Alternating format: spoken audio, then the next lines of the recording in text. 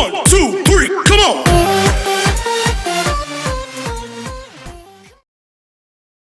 أعوذ بالله من الشيطان الرجيم بسم الله الرحمن الرحيم تبارك الذي بيده الملك وهو على كل شيء قدير الذي خلق الموت والحياة ليبلوكم أيكم أحسن عملا وهو العزيز الغفور الذي خلق 7 سماوات طباقا ما ترى في خلق الرحمن من تفاوت فارجع البشر هل ترى من فطور ثم ارجع البشر كرتين ينقلب إليك البشر خاسئا وهو حسير ولقد زينا السماء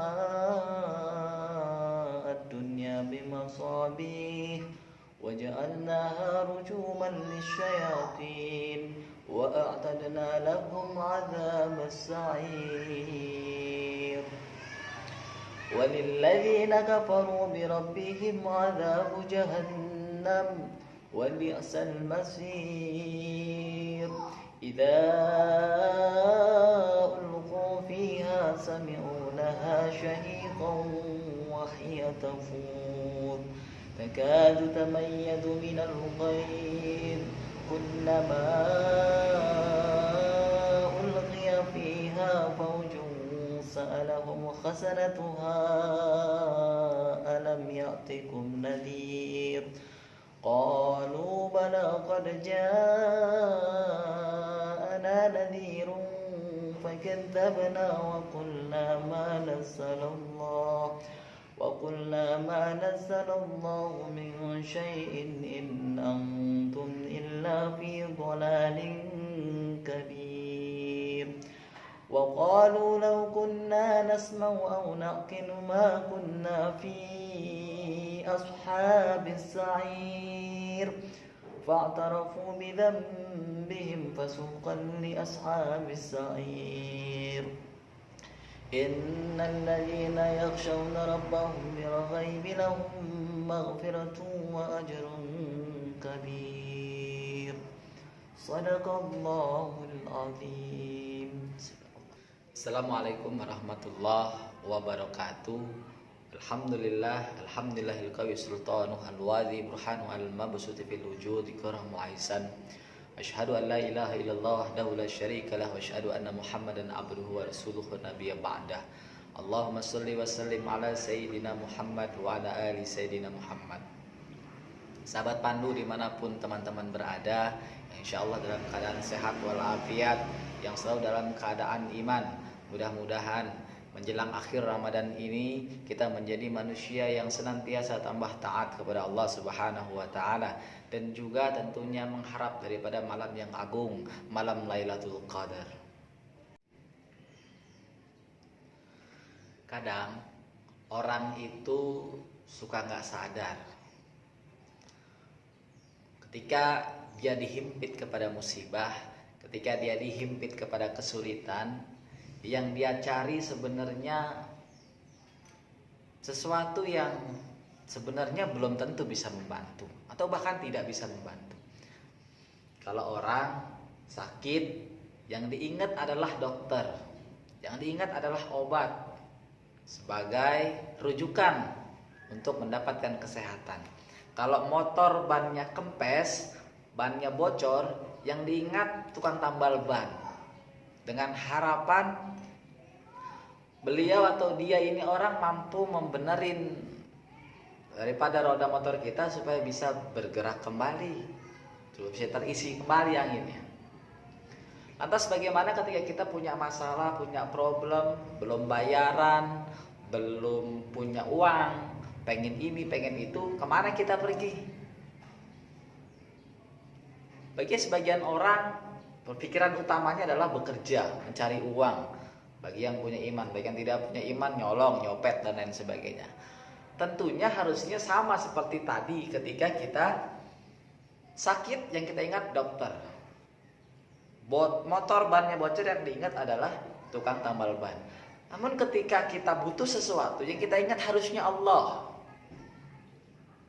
Kenapa Allah? Kenapa Allah? Banyak sekali teman-teman, mungkin saya dulu pribadi juga, ketika sedang susah, kita malah sempat bertanya, Aina Allah? Kenapa hidup saya seperti ini? Di mana Engkau ya Allah?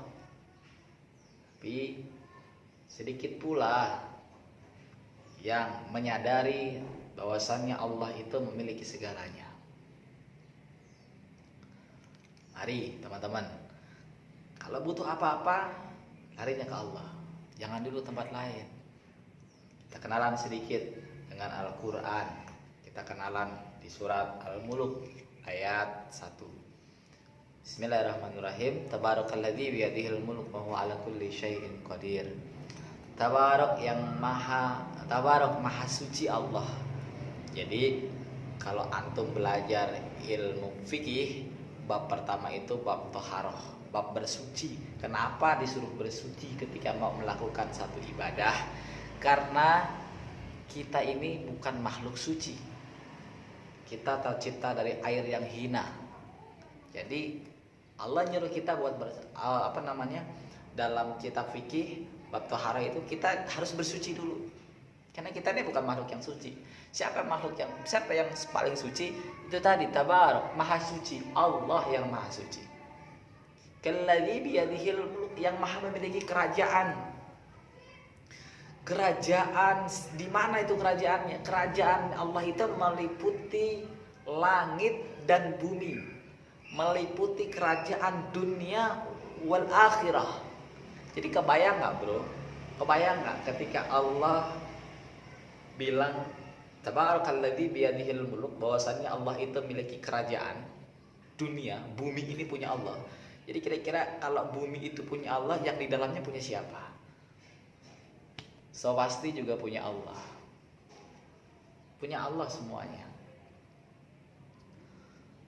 Dari mulai rumah kita, harta kita, istri kita, anak kita, ibu kita, ayah kita, semuanya yang ada di dunia ini, kalladzi biyadihil mulk. Kerajaan ini semua punya Allah. Maka kalau sudah dikenalan ini semua punya Allah, wa huwa ala kulli syai'in qadir, dan Allah maha berkehendak dari apa yang Dia miliki. Contoh sederhana, bro punya HP kan? Punya HP. Anggaplah saya punya HP nih. Ini HP punya saya. Berarti segala macam yang ada di dalamnya, isinya, pulsanya, semuanya, aplikasinya, itu semua terserah saya yang ngatur. Karena nih HP punya saya. Atau mungkin di dalamnya ada foto yang mau saya share, saya mau bagi kepada orang-orang tertentu, orang-orang yang saya kehendaki, itu juga suka-suka saya. Analoginya seperti itu. Jadi ini HP punya saya, dan kepada siapa saya mau berbagi kepada isi dalam HP ini itu tergantung daripada saya. Betul? Betul nggak? Sampai di sini kira-kira paham nggak siapa Allah itu? Ya, paham ya? Jadi Allah itu yang punya semuanya, dan Dia maha memiliki dari semuanya, dan Dia maha berkehendak dari semuanya.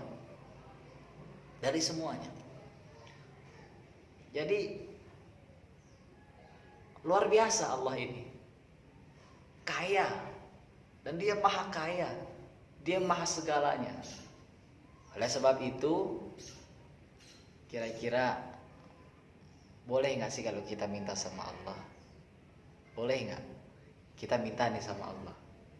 Boleh nggak? Bro, boleh nggak kita minta sama Allah? Jawabannya boleh. Semua makhluk berhak untuk meminta kepada Allah Jalla Jalaluhu. Semua makhluk Allah telah jamin rizkinya. Bahkan yang saat ini sedang mewabah, yaitu COVID-19 virus, itu adalah makhluknya Allah, dan Allah telah jamin juga apanya? Rizkinya. ya hinggap di mana, sudah Allah jamin semuanya.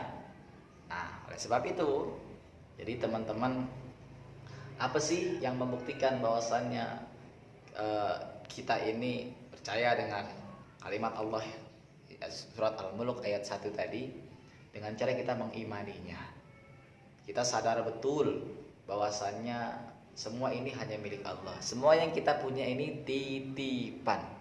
Dan yang namanya titipan pasti akan Allah tanya lagi, untuk apa titipan itu digunakan, dari mana titipan itu berasal, dan apakah bermanfaat titipan itu baik pada diri kita maupun kepada orang lain. Perkaranya sekarang tidak mudah sampai di situ, teman-teman. Ketika teman-teman ingin meminta sesuatu kepada Allah, teman-teman menginginkan sesuatu, ada yang diharapkan, ada yang teman-teman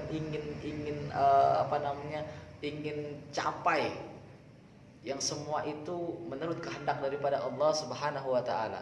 Maka rajin-rajinlah teman-teman melaksanakan kewajiban sebagaimana yang telah Rasulullah Shallallahu alaihi wasallam contohkan. Apa itu? Banyak ragamnya. Nggak usah ajarin, teman-teman udah tahu. Salat, bro. Kemudian, iya dong, logika sederhana lagi. Teman-teman nggak pernah sholat, teman-teman nggak pernah beribadah, ngomongnya sembarangan, rajin ngomongin orang, gibah. Teman-teman melakukan dosa kecil hingga dosa besar dan nggak pernah taubat. Teman-teman nggak pernah menyalahkan, cenderung menyalahkan orang lain ketika sedang menghadapi problematika. Teman-teman lupa sama Allah. Tiba-tiba datang minta pertolongan Allah. Kira-kira bagaimana, bro? Ada orang nggak kenal datang ke saya, cuk, wait, boleh pinjem duit nggak? Pinjem nih bro, bukan minta, pinjem duit berapa? 1 juta. Kira-kira gimana? Kita kenal enggak? Tetangga bukan, saudara bukan, adik bukan. Tiba-tiba datang minjem duit 10 juta atau 1 juta. Kira-kira gimana? Ragu nggak kita minjeminnya? Ragu. Begitupun sebaliknya, ente nggak pernah ngobrol sama Allah, ente nggak pernah ketemu sama Allah di dalam sholat. Ini kalimatnya, ketemu ini maksudnya apa ya? Ketemu itu seolah-olah ketika kita sholat itu kita merasa dekat dengan Allah. Ente nggak pernah seperti itu, tiba-tiba ente datang minta pertolongan Allah. Bagaimana? Langkah pertama adalah perbaiki sholat. Mau kaya, mau dipandang cukup, kita ini butuh sama Allah. Maka kalau kita butuh sama Allah, kita yang datang kepada Allah, bukan kita cuek, bro. Allah kenalan lagi, Allah kasih pengertian lagi kepada kita di ayat yang kedua. Alladzi khalaqal maut wal hayata liyabluwakum ayyukum ahsanu amala wa huwa ala kulli syai'in qadir. Alladzi khalaqal maut, Dia Allah yang mematikan orang, wal hayat, dan menghidupkan orang. Liyabluwakum ayyukum ahsanu amala. Dan atas itu pula Dia mengujimu. Siapa yang merasa amalnya paling banyak? Siapa yang merasa paling hebat? Siapa yang kemudian merasa paling jago, paling baik, paling keren, paling segalanya, bro? Dia maha berkuasa. Wa ala kulli syai'in qadir. Dia maha berkuasa, dia maha berkehendak, dia maha pengampun juga atas kesombongan kita. Jadi kuncinya kalau kita mau minta kepada Allah, kita minta nih kepada Allah, gak usah sombong, merendah. Namanya juga orang kita datang. Misal kita dipanggil kepala sekolah nih, takutnya luar biasa. Saya kalau dipanggil sama kepala sekolah, takutnya luar biasa. Kenapa? Karena saya merasa punya salah, saya merasa belum maksimal dalam menjalankan tugas, karena dan lain sebagainya. Tapi ketika dipanggil Allah, ketika kita berhadapan sama Allah, jangan sombong, rendahkan hati kita, memohon pertolongan. La haula wala quwata illa billahil aliyil azim. Itu kuncinya, teman-teman.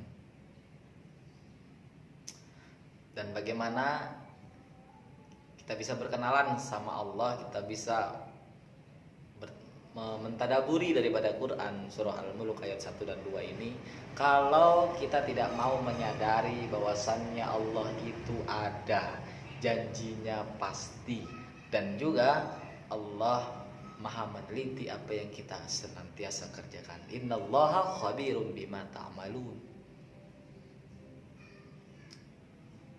Bagaimana supaya bisa menjadi kaya? Simak video selanjutnya. Tetap berada di channel Diary of Scoot, karena insya Allah kita akan bahas lebih dalam soal bagaimana Allah menjadikan kita cukup kaya dan dermawan.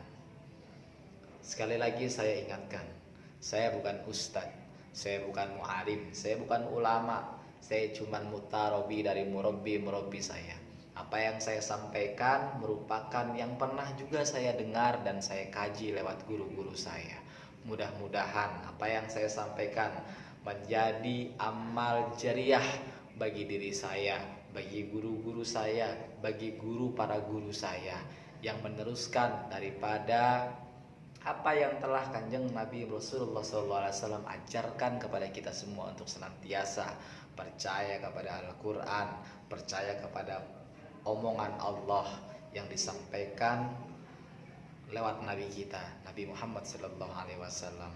Semoga hari ini menjadi hari yang manfaat kepada kita, dan semoga channel ini Diary of Scoot yang katanya channel pramuka, tapi mudah-mudahan di bulan Ramadan ini kita kumpas tuntas seputar apa yang saya bisa.